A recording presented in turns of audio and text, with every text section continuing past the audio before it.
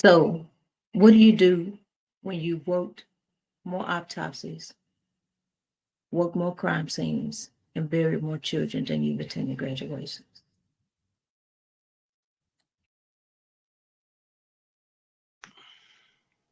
So, ladies and gentlemen, joining me today in the Mortician's chair, my mentor, Mr. Preston T. Jefferson II. He is a second generation mortician, and he has trained me with everything that he knows about the world of mortuary science. And so I'm going to allow him to share a little bit about himself, and then we'll jump into our questions. I appreciate the introduction. Yeah, said Preston, mortician, licensed since 2004. It's been quite a while. Now it's about 20 years. 20 Yeah, years. and I And think that it's been a little while, and yeah, so and I still enjoy what I do, and hope to continue to do it for years to come. and Preston, what made you get into mortuary service? Tell me a little bit about your background and how you came to be a student of mortuary science. Well, just like you said, my parents have owned a funeral home since the 80s. So we've been in business about 40 something years, and just growing up, and then, seeing, how my parents, service the community, and, how important funeral service is, getting that last uh, look and experience with families as they, say goodbye to their loved ones.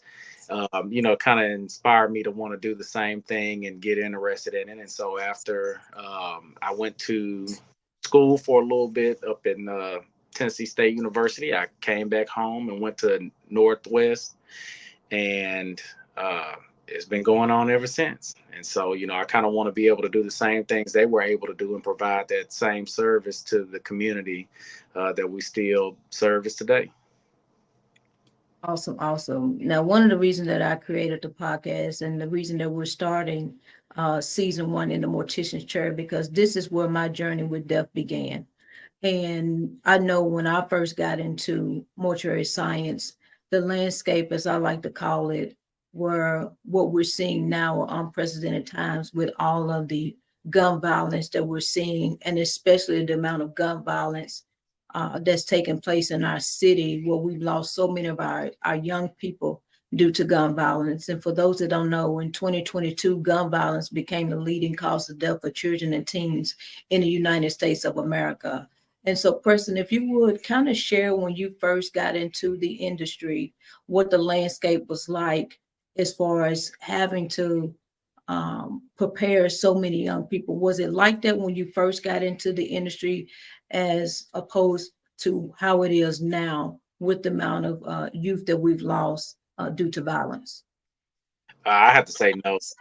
It wasn't like that when I first got into it. I mean, at the time, at the risk of sounding for older, but there was a time when you used to go to funeral service. It was all, that older generation, and every now and again you may go to a younger person's funeral service, but it was kind of few and far in between. Now it's becoming, more prevalent, to have younger services for younger people, and contributing factor to that being violence and trauma that takes place because of the environment that they're in and the situations that they were to get there. So it's becoming a lot more regular that you see these things, unfortunately. And one of the things that I've shared in some of the speaking engagements that I've had is that death seems to have become so commonplace amongst our families, and that's a painful thing to say. And I tell people we see the rest in peace, and the one thing that I say about that is that there is rest in death, but there is no peace in the manner in which our kids are leaving out of here, seeing so much potential being buried, and kids not even being around long enough to realize what their mission is, what their purpose is in life. And I just don't believe that our kids were put here to leave so soon. And so one of the things I would ask you as a mortician is if you can kind of share, and we won't talk about specific cases, but just kind of some of the injuries that you've seen as it relates to violence among young people. Like, what have you had to deal with in the prep room?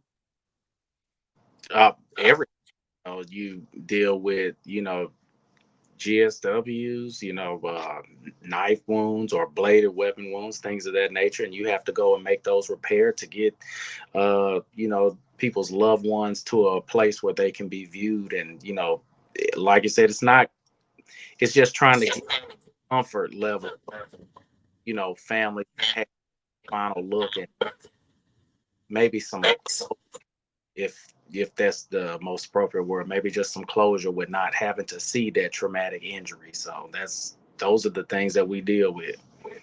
Yeah. And that's one of the things that I'm not sure that a lot of people understand the magnitude, not only of what our families that are losing their kids, that have lost their kids, are going through in just preparing for that final viewing, as we call it, and so the mortician having to have the skill set, and it's definitely an art to mortuary science, and taking your time and the skills that you develop over the years and being able to prepare the kids for those families and their final viewing. What has that been like for you mentally and emotionally? Uh, it's definitely not something I know we used to, where you get to it one day it'll just kind of be like second nature, but you really don't get used to seeing that type of thing with families and people grieving and heartache. You are able to function professionally because you know that at that time of need that the family needs someone to be able to do that, but it doesn't really get easier. It still has an effect on you, so you empathize with people in that respect. But yeah, some days it's a little, in certain situations, depending on the age, of course, with dealing with younger, it's sad altogether, but it can kind of get next to you. But it's the other part of it is kind of being faith based. You have to understand what the way I was raised, in the church is that, if the spirit is not in the body, then that presence is somewhere else, so you have to take comfort in that and then still be able to function in a professional way to service the family. So I guess in a nutshell, it doesn't get any easier, but you just still have to push on and then, pray about it. Okay. Do you, outside of the work that you do, like what are some of the things that you do to make sure that you are emotionally, physically, and mentally at a high capacity so that you can do what you do on a consistent basis?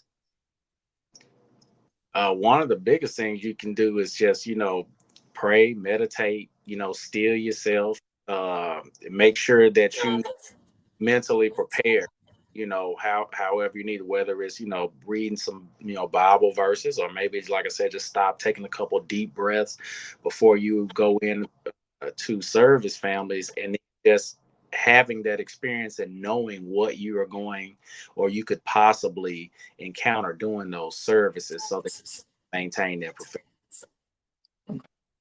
Awesome, awesome. And one of the things too, Preston, that we want to do with this podcast is to offer words of encouragement for our youth. If you could offer some words or nuggets, so to speak, to our youth in our city, and not just in our city, but those that will potentially hear this podcast, what words of wisdom would you instill in them with what you've seen in your career as a mortician? I'd have to say maybe stop, you know, focusing so much on, how you look, say something. So you remember how they used to have that saying, if you see something, say something, not necessarily, having a like a snitching mind, like that, but just making it aware, hey, if you want to keep, your community a little safer, not saying you necessarily go tell somebody to be detrimental to, but maybe you say something to community leaders where they kind of come guide younger people that they have a closer relationship, and maybe they can kind of steer them towards the better result than opposed to telling somebody and all they think about is the punishment angle. Maybe kind of talk with the community leaders or people that in the community that they look up to, so they can inspire the youth to do something better and not just want to do continue to do the things that's going to get them into those situations of a violent or traumatic death. Okay, that's a great nugget. And Preston, I appreciate you taking the time out of your day to come on and share your experiences in the field of mortuary science, and for be willing to sit in the mortician's chair. And we definitely will have you back on the podcast in the near future to share some more nuggets and some more insights. And one of the things that we want to make sure that we let our audience know, that if this message is powerful to you, please subscribe to the podcast and share it across all of your social media platforms. You can follow us on the website at theautopsyofunwisechoices.com. You can send in some comments, recommendations for some topics that you may like to see on the podcast. And again, Preston, thank you so much for your time. I appreciate you joining us today on the Autopsy of Unwise Choices. Thank you. I appreciate it. All right. So Yeah, you can definitely get something like that, because I tell people, it's not something that we don't glorify the industry of death, but I think as people, have more curiosity about, what goes on behind the scenes, it's not that we want to hide anything from people. We just know the heaviness of what seeing some things will do, and it will do more harm than it would good. So it's like when we hear in some cases where it may not be best to view, because if you see something that's traumatizing, after that, even if you see something that's pleasant, your mind is going to automatically go back to that traumatization. And that's a lot of what we try to prevent. Is not trying to hide things from people or trying to cover things up.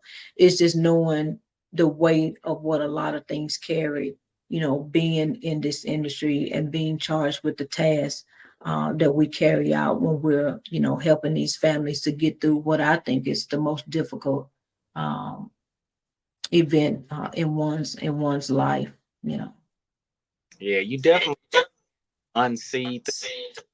So you want to make sure that the families are getting the most pleasant can after experiencing that traumatic event, to their loved ones. I definitely understand it's more of a protection thing than a hiding thing. You want to kind of protect them from that, and that's director's job, mortician's job, to definitely make sure we take care of our families first, and then help them understand anything. If they don't, we just answer the questions as truthfully as possible, but we also have to keep their mental state in mind and what they could possibly handle and not handle. Yeah, absolutely. Because the grieving process in and of itself, and it's different for each person, and I tell people, it may affect somebody different, but definitely allow yourself to go through that process. And if we can do something that will be beneficial and not prolonging that process for families, I think that's the unwritten or unstated phrase that we always keep in mind, is because we do want to, protect them from what could be additional mental anguish than what they're already dealing with, at such a sensitive time as death. Yeah, and then even speaking on timeline, like, you don't want to be rushing the process. with them, and that's why, we try to explain to families a lot. Is like, hey, we need to let, everybody that's doing their portion, whether it's law enforcement, the forensic center side, the funeral director side, have that enough time. You want to move in as timely as you can, but you also need to give them time to make sure that everything they're doing to, get their love. I know, at least from embalmer and funeral side, we have to have sufficient time to do it, and it takes quite a bit of understanding, and just making sure that you know they understand it as well. And so I think that's a very good point, as far as keeping them, making sure we're doing everything possible. So, and it can kind of, you just got to get it right. Yeah, yeah. And like I said, I think the best thing for that is just openness and honesty. This is why this is taking this amount of time. This is what we're doing. And I think for the most part, most people are understanding, even though it may be moments where, the emotions, may get the best of them. And we're very understanding, in those moments and in those situations that, it's going to be a roller coaster a lot of the times, and we're able to handle those moments, but it definitely not something that we want to rush through, not something that we do rush through, because we want to make sure that we give each and every family the same high level of service, when we're doing the work that we need to do for them, on their behalf at their request. Yeah, yeah. I kind of always wonder, when you hear about, I think earlier we were talking about, having suggestions for, maybe what preventative, but is there a time, like growing, just going to certain environments and seeing those things, where are the youth just becoming like to that type of thing? So, first, my experience as an older person, I was like, taken aback like the first time or two, but going forward, I mean, are they just kind of getting where they just don't even feel this at all, or?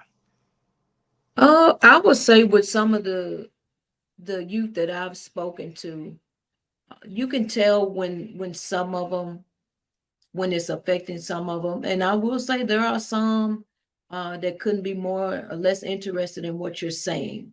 Mhm. And as bad as it sounds, it's good. Sometimes it takes somebody else to lose their life before it wakes them up, Mhm. and they may be the person who has to lose their life in order for the next person to understand.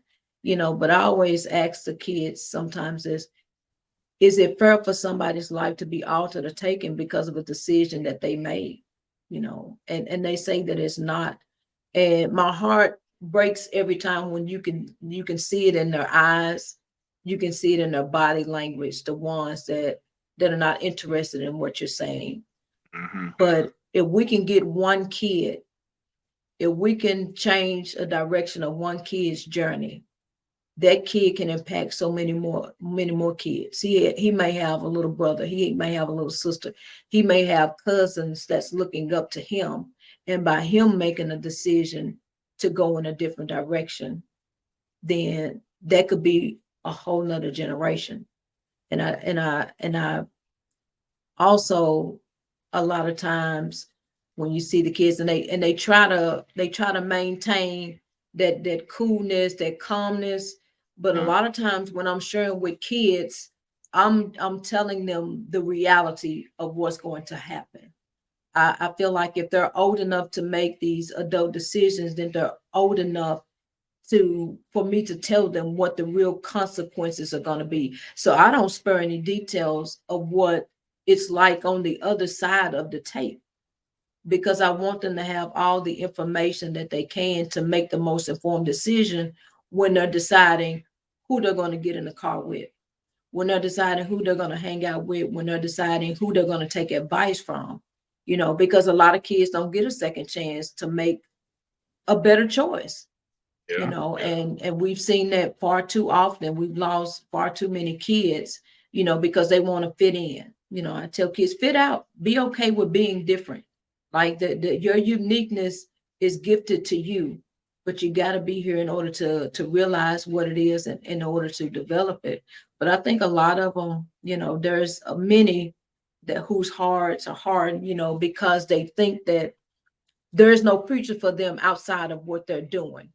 And so my thing with that is for our parents, for our communities, if all the kids sees is what's in between the four walls that they're in on a consistent basis, the hope and the promise and the dream building that we want for them, it's not going to be there. You have to expose them to something different. Give them something to look forward to. Get them out of their environment on a consistent basis. Show them what it's like on the other side of town.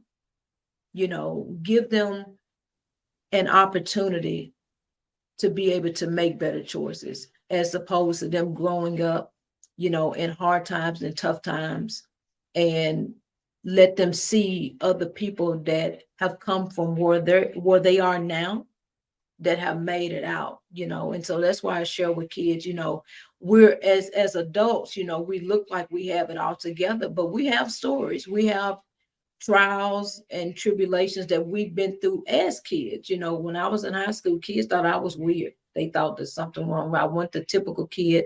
Now I was an athlete, and I would say one of the best in the city, as it relates to cross country and track and field. I've got several accolades under my belt and some college experience. But yeah, navigating through that, I used to keep the obituary notices up under my chair on the bench. And, my coach was super supportive, as well as my mom. They never thought anything was weird. But, kids would, they'll be talking, "Oh, I can't believe you want to do that." And it's weird until you get into, like we are, into adulthood, and that person from high school is sitting across the table from you, and you're having to make arrangements, for their child, for their parent, and they don't realize. And so I tell people, one, never doubt a kid's dream, and, be mindful of what you say, because you don't know what people are going through in their life. But I definitely think the kids that we have out here, there are some that we won't reach, unfortunately, because they've been so desensitized to death. They think they got it all figured out. And quite frankly, they don't have a fear of whether they live or die. That spark that they had has been snuffed out. And unfortunately, some of them will never be around long enough to meet somebody that could impact their lives. And so that's another reason for this podcast, to try to broaden the reach, of what making better choices can do for a kid. It definitely created better chances for me throughout my life. And so I'm grateful for that. And I'm hoping that this message will inspire, not only our youth, but the families as well. Parents that may not have had a role model when they were coming up, and so they're teaching their kids all that they know. There, if you can hear our voice, you can see our face. It's not too late for anybody. You can always grow, and there's always room to get better. There's always room to dream and to build and to go for those aspirations that maybe somebody told you to, "Oh, you ain't never gonna do that. You'll never be that." This is the life that you're gonna live, and not knowing that the life that you want could be just down the street around the corner. Yeah, I definitely think to attempt to reach those that have kind of grown abrasive to it, it's definitely going to take, you know what I'm saying? It's going to definitely somebody that, inspire them, and just not, hey, you're going to get in trouble if you do this, maybe kind of get their attention going somewhere else. So, man, I hope and pray this initiative beyond, to reach those, that one or two kids that can make a difference for one or two other kids, and so forth. So, Yeah. Absolutely, absolutely. That's the goal, and we're gonna push this mission as far as we can take it. okay. Well, like I said, if you ever have anything else, I get on here and talk with it and offer my own, opinions and everything. So, if you need anything, just hit me up. I appreciate it. Thanks, Preston. All right, now. All right.